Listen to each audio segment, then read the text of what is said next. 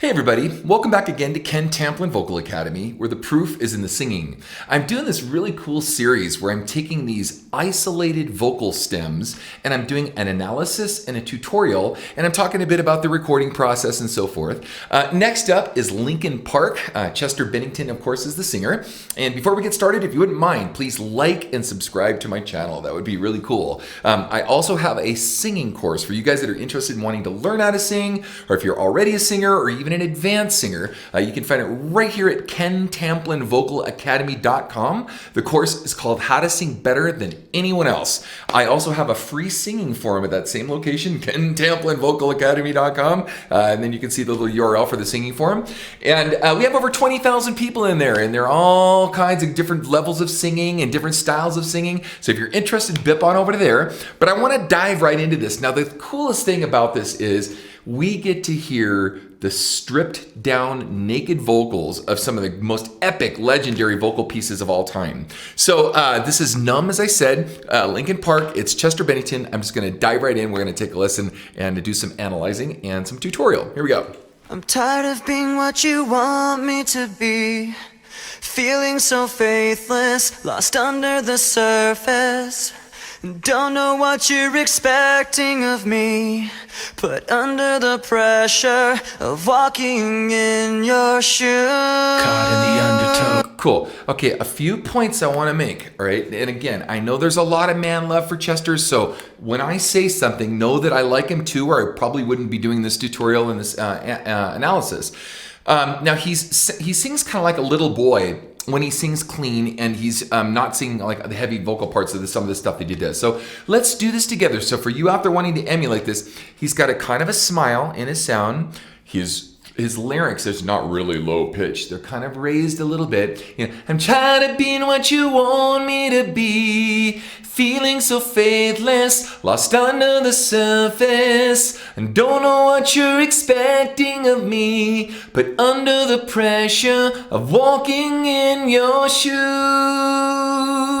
right? So he's got this very, very small kind of little boy voice. Now, on the word shoes, I want you to take another listen, as you can clearly hear it was auto-tuned, and also the vocal sounds very affected. Now, when I say affected, I don't mean reverbs and all that, though there's a little bit of that, but there's a little bit of what is called amplitude, and it's a Pro Tools plugin, and there's different ones, of course, that sounds a little bit like he's singing through an amp, just a little bit. Now, that becomes more accentuated in the chorus, and we're going to talk about that too. And then you can kind of hear that someone's messed with the pitch kind of throughout the whole thing. Listen really closely, but especially listen to the last word just before caught in the undertow. Listen to how flatlined that line is. So does he need auto-tune?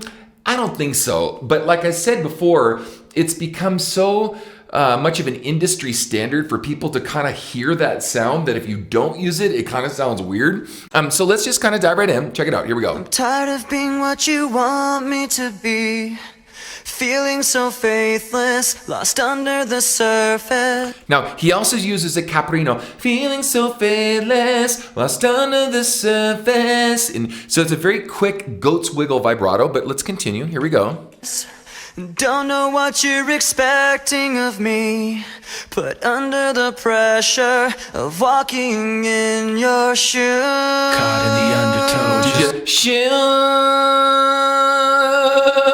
at the end. And even on the vibrato, you can tell that the vibrato is manipulated as a melodyne or an auto-tuned vibrato. Listen closely to the flat line and don't be distracted by caught in the undertow. Check it out. Your shoes. Caught in the undertow, just caught in the undertow. Right? Every step that I take is another mistake. Now you can hear every step that I take is another. Right on nah. You can hear the chirp. It's called an artifact, and you can hear these artifacts of auto-tune working throughout the song. Okay, like I said, I don't think he needs it, but it becomes again such an industry standard for a lot of people to expect that sound and expect this kind of perfection. I personally, I don't use it at all. I don't let any of my students use it. I want to teach people to learn how to sing rather than depending on that, letting the engineer, make you a great singer. You make you a great singer. But let's continue. Every step that I take is another mistake to you. Caught in the undertow, just caught in the undertow. I've become so numb. can't feel you there. Become so tired, so much more aware. Okay, now listen, before we get to that, obviously, Just caught in the undertow. obviously this part right here is very, very, very manipulated with a computer. So I become so numb. So he kind of has this kind of pinch squeeze sound that you can hear a lot of multi-track going on. And then that amplitude thing I talked about, like singing through an amplifier with a little bit of distortion. I don't mean vocal distortion, I mean amp distortion or tube distortion. You can hear they kind of crank that up. And some people use it in different contexts. It used to start out a long time ago. I mentioned this before, whether it was it was Black Sabbath, whether, there's all kinds of Humble Pie. I've seen a lot of bands from the 60s and early 70s. I'm not that old, but I was really young at the time. I'm 56, I'll be 57 this year. But my older brother used to take me to all these concerts. And so I'd see Black Sabbath and I'd see Ozzy singing through these pillars, this like giant PV pillars or whatever they were at the time. And Heath Kid, I think they were. But, and they would blast it up and they wanted it to be loud and they were trying to compete with the band, but it'd be really, really distorted and, kind of, and it was just kind of almost all distortion. Now, there were other bands too, like one of these, Slow Ride, Take It Easy, other bands like that. Those bands also use that same effect, and you can hear it on the record, but they used more of a tape saturation. So they distorted the tape itself, which is the 2-inch recording tape that they use. Again, this is all technical talk for those of you that are interested in engineering. Now, the other thing too that what that kind of morphed into is a lot of people liked to use that effect that sounds like you're calling through an old telephone. Now, for you guys that have your new telephones and your cell phones and whatnot new, wouldn't relate so much to this. But if you listen, there was a lot of times that bands in the 70s and 80s used an effect where it sounded like you were hearing someone talking or singing through a telephone. So it's very tubular and very mid-rangey, a lot of 2K or 3K, very pointed sound. Well, they've taken that sound. I say all that to say this. They've taken both of those sounds and they've combined those sounds of that sound of like singing real small, like it's in an amp or coming through an old telephone or something with a little bit of distortion. They've combined those sounds into this sound. Undertow. I've become Hear it? so numb, I can't feel you there. Become so tired, so much more aware. I'm becoming this. All I want to do is be more like. Now, if you also notice too, there's these kind of strange harmonies, and this has become really, really popular in the 90s, especially, all the way back from Nirvana and earlier. These kind of, fifth harmonies, instead of doing a perfect minor third because it's in a minor key, they do the kind of these weird sounding harmonies. And what's interesting is in this case, I can't tell if it's actually sung or if it's actually the original vocal that they took and made a harmony out of it. It sounds more like the original vocal that they had. They didn't re-sing it. They took it and manipulated it and turned that into a harmony and just changed that as they went along because it's too precise and too exact and it sounds too mechanical or robotic. So let's listen to it one more time. Check it out. All I want to do is be more like me and be less like you. Can't you see that you're smothering me? Holding too tightly, afraid to lose control. Now you get afraid to lose control. You can really hear the auto-tune working there. Now the interesting thing is on the verses, and it sounds like this on the record too, they used almost no reverb or effect. On the choruses they did, you heard the delay kind of go on as they went on. So you heard a lot of effect on that. And you also heard two different spatial dimensions as I become so numb, I can feel you there, that becomes so much more aware. They took two very different sounds and made them very spatially different so that they kind of came at you in different ways. So if you get a chance, you want to go back and listen to that, or I'm sure we'll hear it again in the chorus coming up. But so again, he's got that real ginger, kind little boy, just unassuming, and just very non-in-your-face kind of sound. Something that's just very unassuming or very I don't know, whatever that word is. I can't think of it in a minute. But anyway, so why that's interesting to me too is when he sings heavy, he's either on or off. He's either got that really unassuming, gentle, wallpaper kind of voice, or he's got this really gnarly growl, and the brother can hold his breath for a long time. Now, I did a version of this song. I'll put it in the description. You guys can check it out. I sang it a little differently. Sometimes in the chorus, I sang like Dio. In the chorus, I connected all of the choruses together because I didn't want to try to, do 2 different takes. I became so numb, I became my words. I didn't do all that stuff. I just wanted to sing it as a contiguous line, as a singer would do it, doing it live. So mine's different. And then I kind of sing, like I said, a little like Dio in the choruses sometimes because I wanted it to sound more like me. I would be more like me and be less like you, right? Oh, which reminds me of the lyric of the song. So the lyric of this song is sort of the poster child mantra of a lot of, the teen, drama, let's say, of, teens to their parents or whatever, or father figures or superior figures, right? And so when you really listen to it, it's kind of sad, but it's really true. Like a lot of these people, a lot of these kids, they go through this, I just want to be more like me and less like you. And did you ever have a time in your life where someone disappointed you? Why am I always the one that this disappoints you? Why are you looking at me? Why are you holding me to your standard? I want to live my own life and be my own unique individual. And so you can see a lot of parents smothering their kids. And so that's what this lyric is, because everything that you thought I would be has fallen apart right in front of you. So get a chance to read the lyrics. It's a pretty cool lyric and it really resonates with a lot of youth, especially teenage youth. So let's do it again. Here we go. Bothering me, holding too tightly, afraid to lose control, 'cause everything that you thought I would be is falling apart right in front of you. Now, on this, let's do this again. Let's sing it together, you and me. Come on, if you're a singer and you want to try it. Can't you see that you're smothering me, holding too tightly, afraid to lose control? Right? Most of the time he sang really flat, 'cause everything that you thought I would be has fallen apart right in front of you. And the reason he does yo is it's easier in the throat to go yo rather than you. So the ooh vowel really gets you caught up in the throat. So he opts out of doing you and says yo, right in front of you.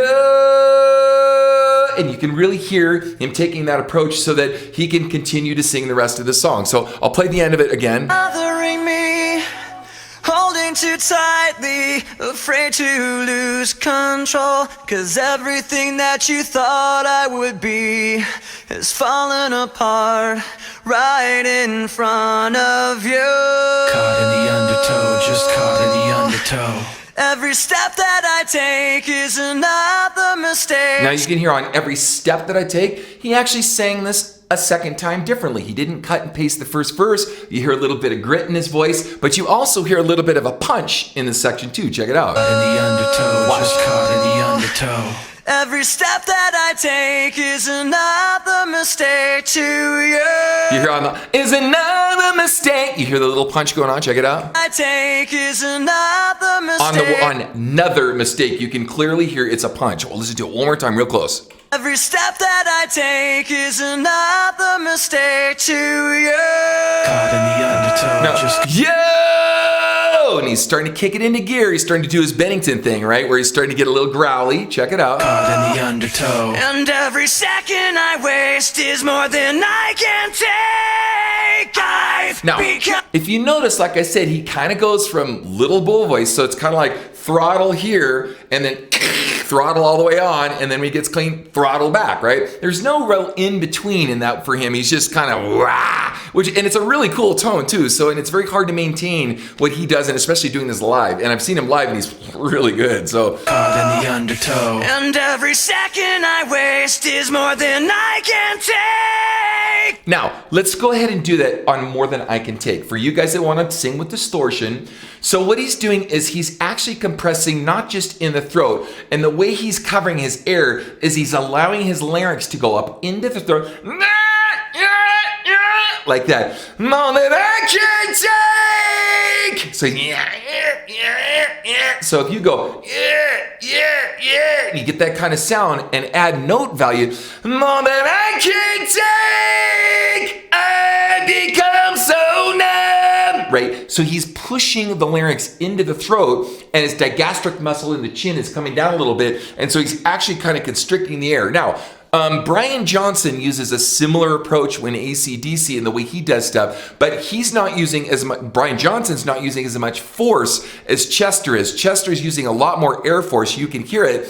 And what's different about that is it will constrict range over time because it'll have a zenith or a plateau where you can't go any farther because the larynx gets locked up in the throat. Now it's his sound. I'm not saying it's right or wrong for him, but I'm saying that will be the eventual event of that. Now, if you don't want to do that, I cover all this in my singing course. You could, I can say, you can open up the sound and be open on the sound and and you can have like a lot more range in the sound rather than being so limited in this range here. So we'll listen to it one more time. Second I waste is more than I can take. I've become so numb, I can't feel you there. Become so tired, so much more aware. I'm becoming there. Now this chorus sounds different than the other chorus, so he sang it differently. It's got a little bit of a different attitude to it.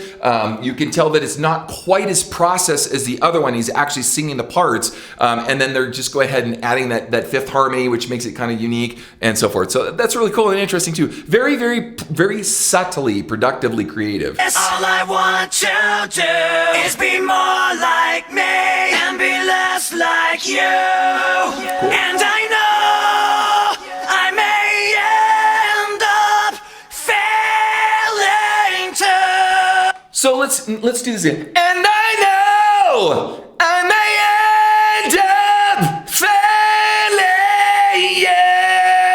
Right, so he's got this, again, this really, really compressed sound. Now, if you notice too, my voice is really clean and clear. It's 9 o'clock in the morning, actually, you guys don't even know this. And I didn't even get a chance to warm up today. I just went straight into this because I want to do a few of these because I have a lot of them I want to get to. And by the way, that's a no-no. I say, always warm up before you do this. Well, I actually sang for almost 7 hours yesterday, so I was just kind of giving my voice just a little bit of a rest. And believe it or not, after this, I'll warm up because I have a couple lessons to give, and then I'm gonna do some more of these demonstrations.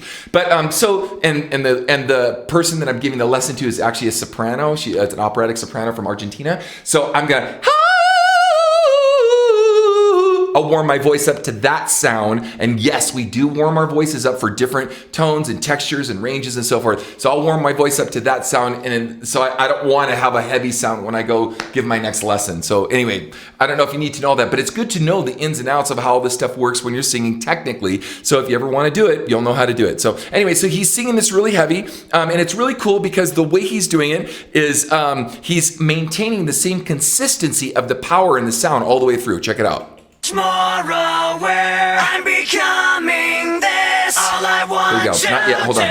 is be more like me and be less Right here. like you. And I know I may end up failing too, but I know you were just like me with someone disappointed in you. Now, you can hear a clear double track. It's not a single vocal. There's a double track going on. And when he sings the word me, he sings may. May! Instead of me! Right? Because it's easier to sing may, just like instead of you! Yo! Ya is easier to sing than you, and may is easier to sing than e, right? Now that's an old trick that gets used a lot. A lot of times what we want to do though is if we're gonna do that, we really want to authenticate the vowel because no one really, yo, may, no one really wants to hear that. In this case, it works because he's doing it very subtly, but you want to go, yo! And then ooh, bring the ooh in at the end as a diphthong to make people think they were hearing ooh all the time when they were really only hearing o, when we were actually only singing o. Well, this is true for e. You get may! You can go e and put that e at the very end as a little diphthong to make people think we were singing e the whole time when in fact we're singing an easier vowel, which is like lead. Okay, let's continue. You were just like me with someone disappointed in you. So we got the and the right? I've become so numb, I can't feel you there. Become so tired, so much more aware. I'm becoming this. All I want to do is be more like me and be less like you. I've become so Okay, I think that's pretty much it, I right? can't feel you there. I'm tired of being what what you and there's the want ending. me to be. I've become so numb, I can't feel you there. I'm tired of being what you want me to be. Cool. I love. Ah! Like he puts all these really cool textures and layers and stuff in there, and so that really gives a lot of ambience. Now, a way to look at this too is this kind of mixing is like painting a picture of a city. Let me explain this. It's like you've got all these buildings and architecture and cars and lights and all this stuff, and you want people to see through your mix, right? In a mix like this. So you paint some buildings smaller so that when you paint larger buildings and put them with more dimension, as you can make dimension in a painting, it actually creates a lot of dynamic dimension where you can see through the mix. So as whoever mixed this, I forget, as he mixed this, there's all this dynamic dimension where you can see all this space all over the place in the mix. You can actually see the mix, and that is what you want to do when you mix. You want to be able to see through your mix, not just hear it, so you know where everything is placed like this. So anyway, gang, hopefully you enjoyed this, and check out my next video.